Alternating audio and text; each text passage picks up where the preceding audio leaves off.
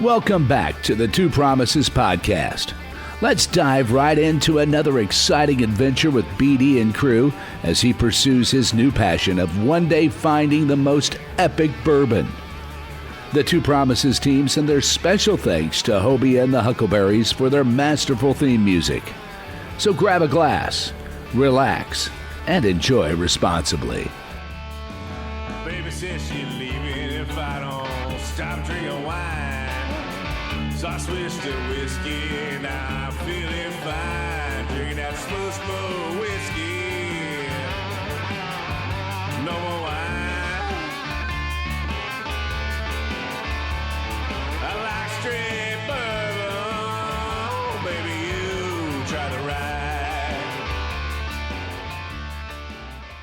Welcome back, everyone. We are great to have you here listening in. Again, we have a very special guest recording with us. We have Meredith White. She is the founder of Simple Recovery Society, and she's known as Simply Sober on TikTok. Her mission is to connect with others, raising awareness about addiction, recovery, and mental health issues, while helping and inspiring those who may be struggling with addiction themselves. Ms. Meredith, would you mind go ahead and introduce yourself to the audience? I most certainly will. I am Meredith White, and I bring the light. Now, y'all call me in rare form. Like, I'm feeling good. I'm excited to be here. So, my name is Meredith White. Like, I have a lot of names: mom, sister mom. I can explain that later. Simply Sober. I'm Meredith White on Facebook. I'm Meredith White on YouTube, but I just call me Meredith. So, I share my story for so many reasons. And I don't know. I find it fun. I find it exciting. But man, I get a lot of hate out there. I don't know. You get a lot of hate when you're on social media. Yeah, I think there's a lot of that in the world, It's pretty strange. Some people, sometimes it's a projection of the things that Why they're can't we all jealous just of get that they might along? not have the strength to stand up with, you know what I mean? Right. And it reflects, I think, a lot more on them than on you. I'm glad that you're Facts. standing up, you're being a voice, and you're trying to help others. Absolutely.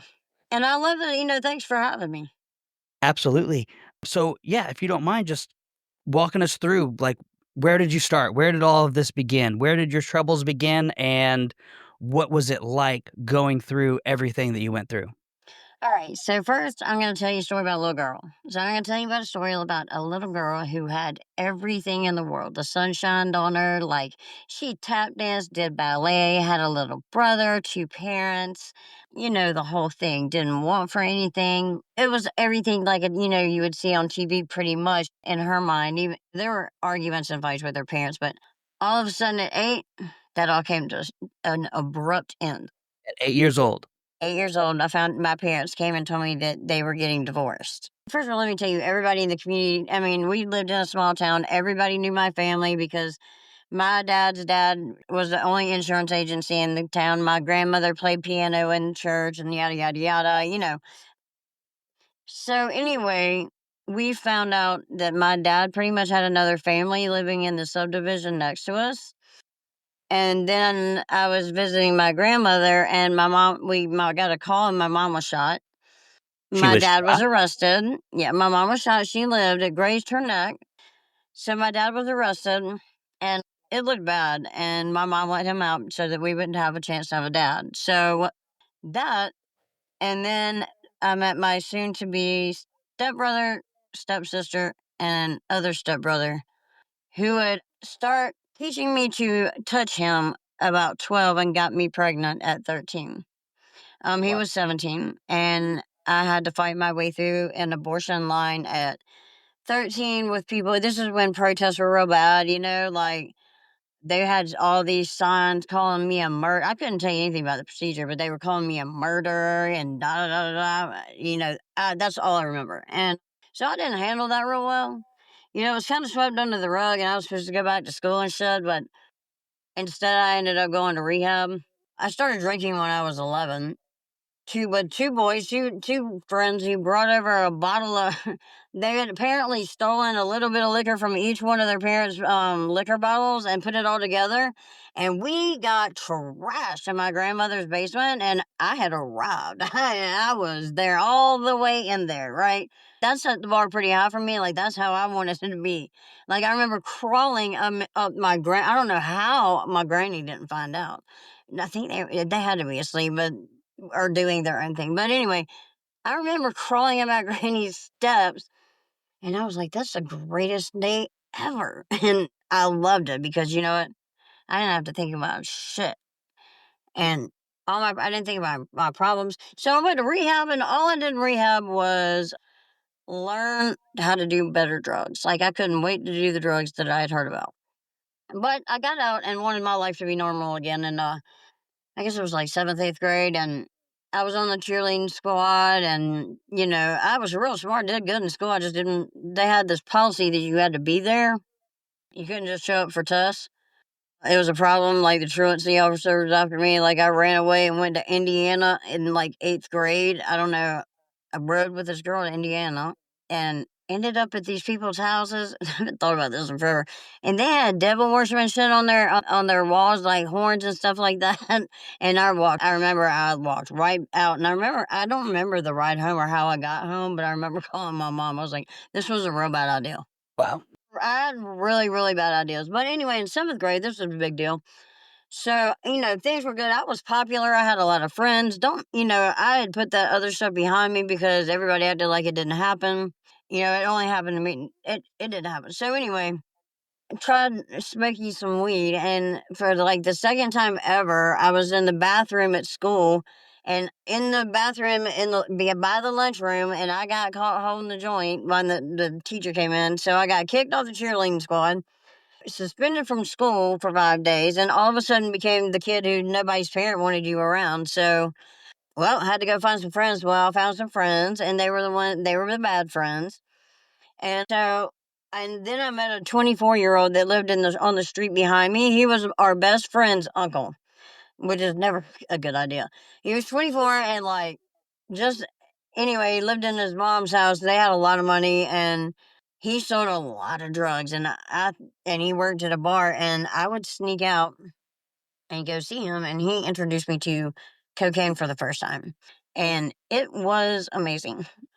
Absolutely, and it wasn't a little amount. Like everything I did seemed like I did real big. Like it was lots of it, and these are like the back in the days of triple beams. You know what I mean? Like that's that tells you how old I am and how we were weighing it. Like we were going to Grateful Dead shows, and tripped on acid. I mean, I will have to say, like those were great times, and they were all very exciting to me. You know, as a young girl, like. And my mom, poor mom, was just doing the best she could. She didn't know what I was doing. Like I was a master liar and manipulator. Like I would make it look good, but you know, she was so exhausted. She didn't know I was sneaking out every night because she worked her ass off trying to take care of us. Like my mom is such a strong woman. But anyway, okay, so he gave me an ounce of cocaine one night to hold and do a little bit. I'm 16. How am I gonna stop? So I overdosed on cocaine, had to have my stomach pumped, and went to the girls' home. So I got sent to the girls' home, ran away from the girls' home when I was 17. Nothing really happened there, but I was living back in the small town at my dad's house, and I met this man who I thought was a real good man. Men were always a problem for me, always. I always wanted attention that I didn't get or from my dad. You know, like my dad. I will always love my daddy. You know, because we were so. I was such a daddy's girl. Every picture you see when I was a baby, my daddy was holding me. You know, and then it was gone. So I really clung to relationships, and I had a warped sense of what a relationship was like. I loved everybody that loved me. So I met this guy at youth group. I don't know, remember what I was doing there. Anywho, and I was So like, oh, he was kind of leading it. He was pretty cute, and he was older. I found out he did whitewater rafting and stuff like that. Well, my brother was living with his sister, who was a teacher, because he was acting up, and he was his brother. He was 34. Well, then I found out he sold marijuana, and he became my soulmate, right? And I instantly knew he was my soulmate. Like, he loves God and weed, but he didn't smoke it. Like, he was straight as air, and he had a lot of, he was well off. So I changed the ways, and then I got raped at gunpoint behind a convenience store. It was one evening. Yeah, I was in the small town, and I had pulled behind there, and a guy, I had a little Ford Escort, and it didn't have electric locks, and a guy got in my car and put a gun to my head, and told me to drive about 4 minutes behind the local college and rape me in the college, and I'll never forget looking at his earring in his ear as he left, and it was a gun. And he got out and he said, "I'm scared." And I said, "You should be." And he took off running. And I was smart enough. I collected DNA, went straight to the police department, straight to the hospital, straight to the police department. And I don't. They matched the DNA, but I don't know whatever happened to him. Like, don't want to know. Anywho, so that happened, and I didn't leave. I didn't leave my house for quite some time. I didn't. How was your experience there? Do you feel like they were listening to your complaints, that they were being helpful, or do you feel like they were kind of brushing you off and giving you the cold shoulder? The police. The police, the hospital, the whole. No, they were not. My dad was very important. My daddy's very important in that town. He knows all the police, all the highway patrol. He's had them down at his hunt club.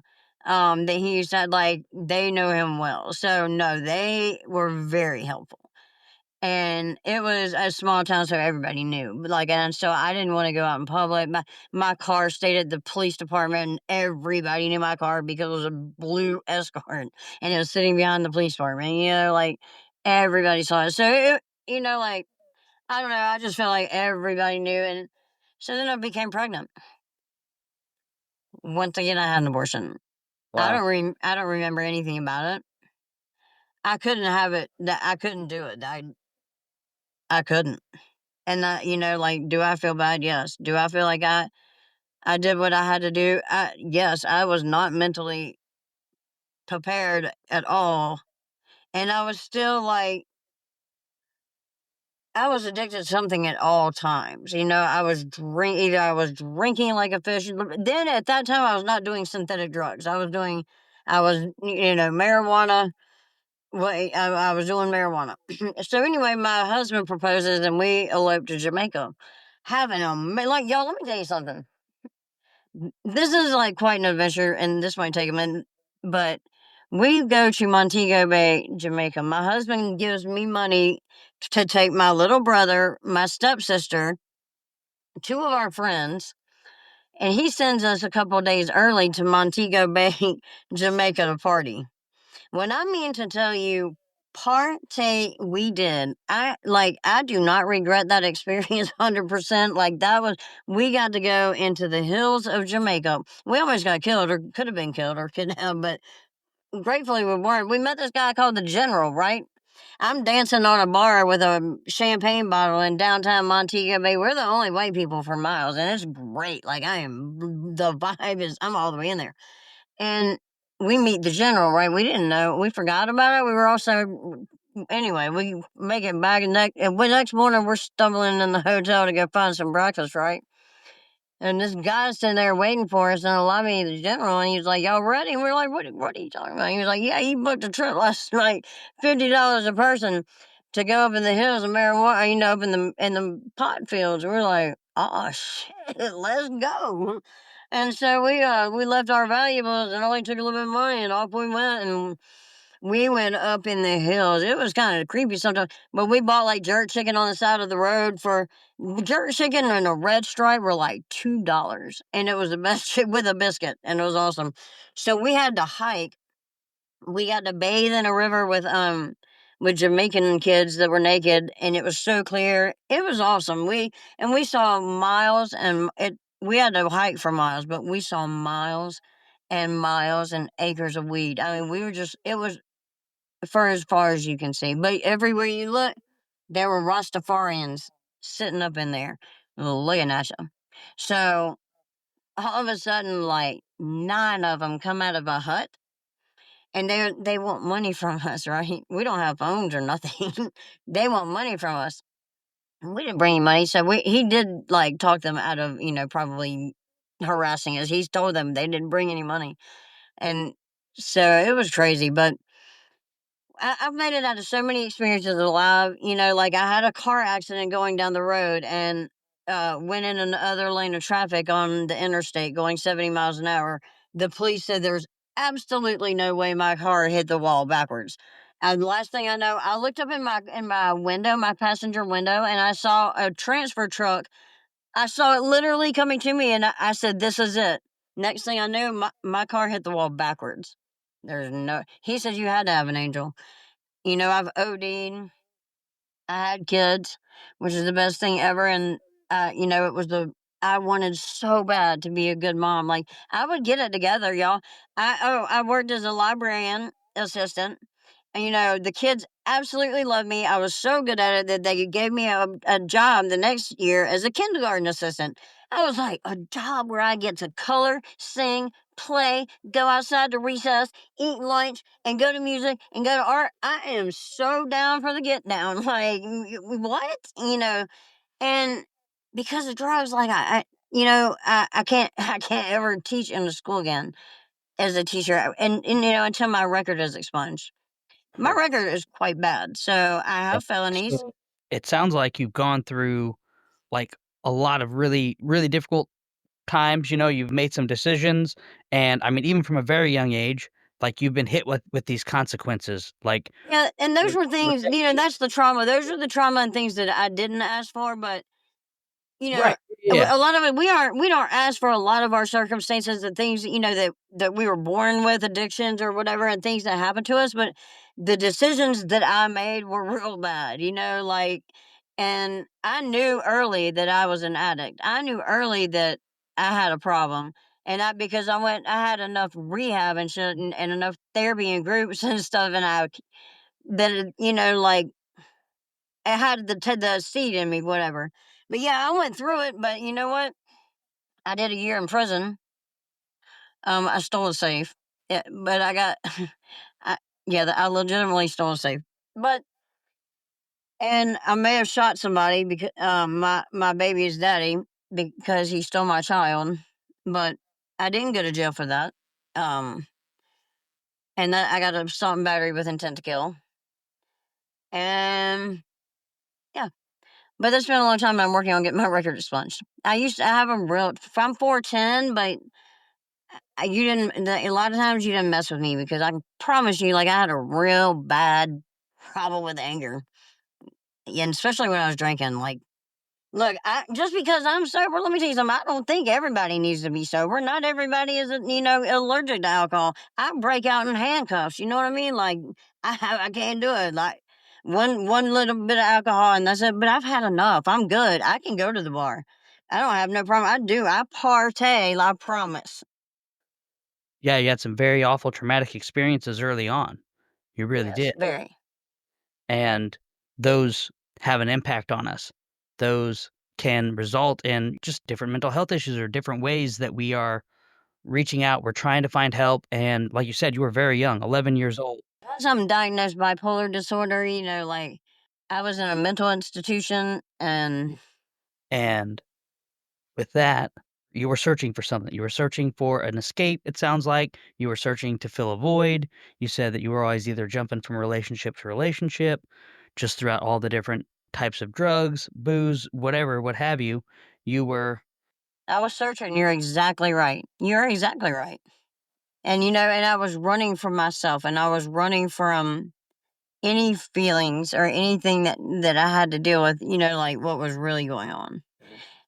And I hated myself. Like I never liked myself. and that's a I never felt good enough. statement right there. And you mentioned something kind of whenever we were getting ready to start the call, and it kind of stuck out to me. You mentioned the word identity in regards to all of this. So you're searching, you're hating yourself, you're trying to figure yourself out, and then identity. So how do you think those are related?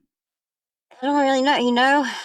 I don't know because I kept you just keep being told when you're being told, you're a certain way, especially when you're young. Like you're a drug, you're a drug addict, you're an alcoholic. You have to identify with, "Hi, my name is Meredith. I'm an alcoholic." Um, in order to get out of somewhere, you know what I mean? And then to identify, like, "Oh, well, you got this from, you got this from." Yeah, I didn't know who I was, and and I don't know if I don't even know who I am now every day, but you know what I know? All I know is I'm a good person. I don't steal, I don't lie, I don't cheat, and every day I help somebody. But I'm still like finding myself. I'm still figuring it out. Like I only got sober 4 years ago. They say when you quit doing drugs, you're the same age as when you started. So, and I lost like I lost a lot of years. I'm having to learn so much shit like from scratch. Like I literally had to learn language. I had to have an intelligent conversation. Like I told you, I was like, "What's up? What's good with you? What time? What?" I knew slang, and my mom's a retired teacher. She so like I had to learn how to have proper conversations again and be around people and it's Have hard. a childhood and you didn't really have a normal. I didn't have a teenager years. I didn't have my 20s. I became a crackhead. Look, I had a story done about me about being a nicest crackhead because somebody called me that. They're like, "You're the nicest, prettiest crackhead I'd ever met," and I was like, "Thank you. I was a nice crackhead, but I was a crackhead for for over 2 decades." It's crazy to think. Then look at me now. Like when I say that out loud, it doesn't even seem real. It does not. Wow, yeah. So, I do have a question then, like, what would you say was kind of like your epiphany moment? Was there a time whenever you were just like, "Oh my goodness, I need to make a Yes. change." What was that for you? Oh, I had that. That was all the time. Like I always knew I needed to make change. I was always gonna quit on Monday or after the weekend. But my epiphany moment was I was sitting in this delight, and I'll tell you the story. And I'll tell it the same. I was sitting in a dilapidated trailer. Um, I literally there was a mouse in the corner. And there were roaches. The walls were disgusting. I was sitting on the bed that I found my best friend dead in, and there was like a gray cloud around me. I looked around. I was not even high. I wasn't high, and I looked around, and I realized I couldn't talk, and I didn't have anybody to talk to, and I knew right then and there I was gonna die.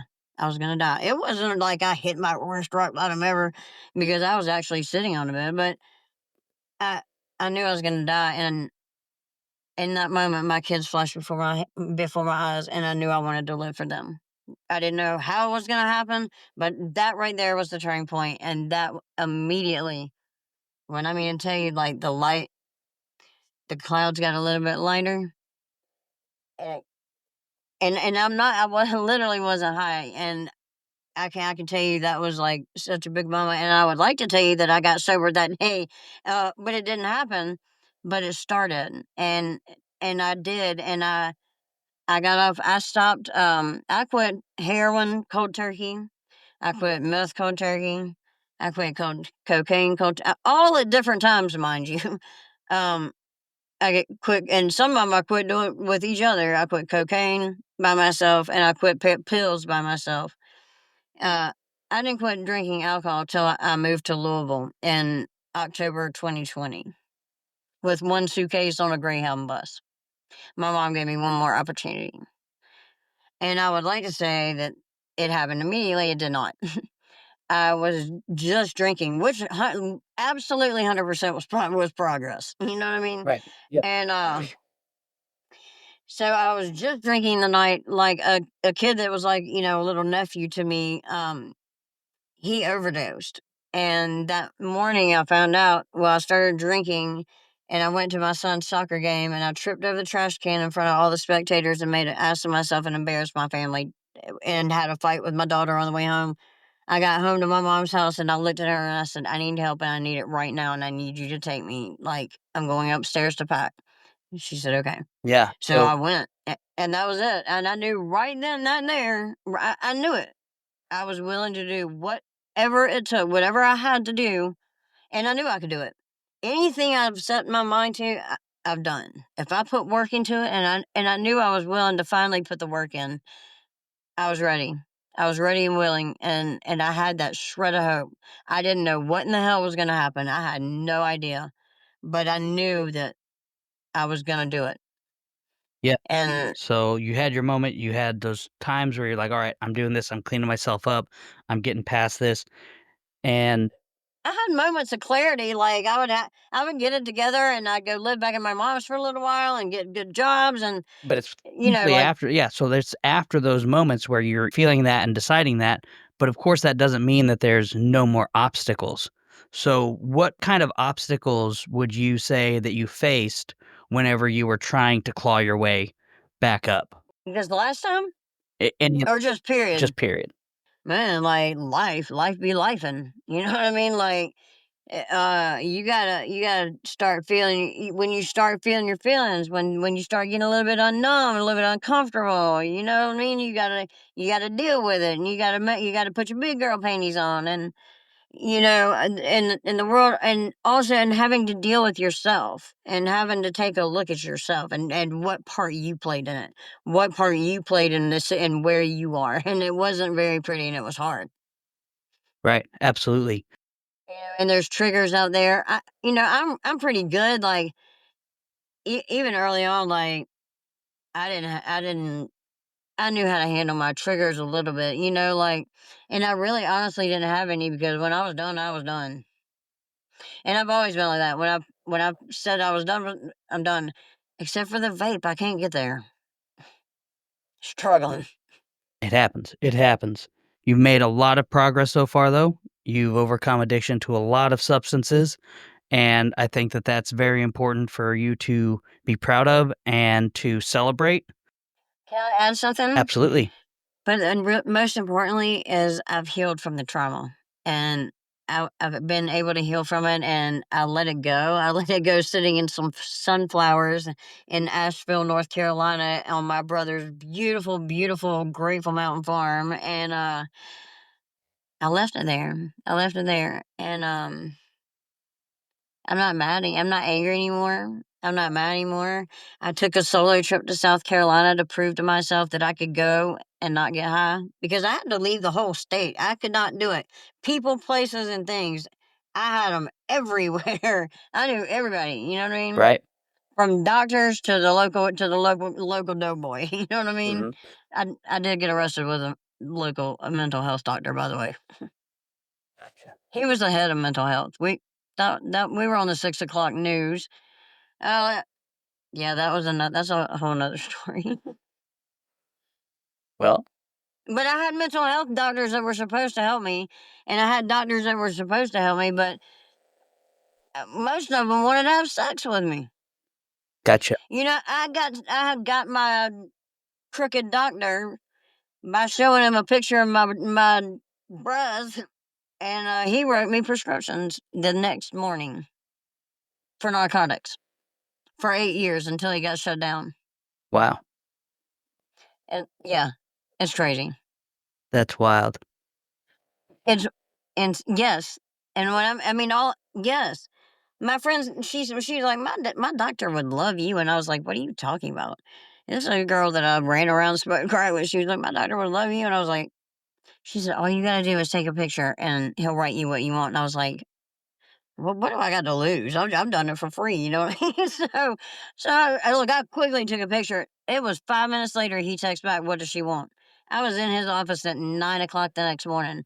He wrote me 2 scripts. He kind of gave me a little exam, or just kind of barely touched me on my titty. And look, I left with 2 scripts. But when I mean to tell you, he wrote me.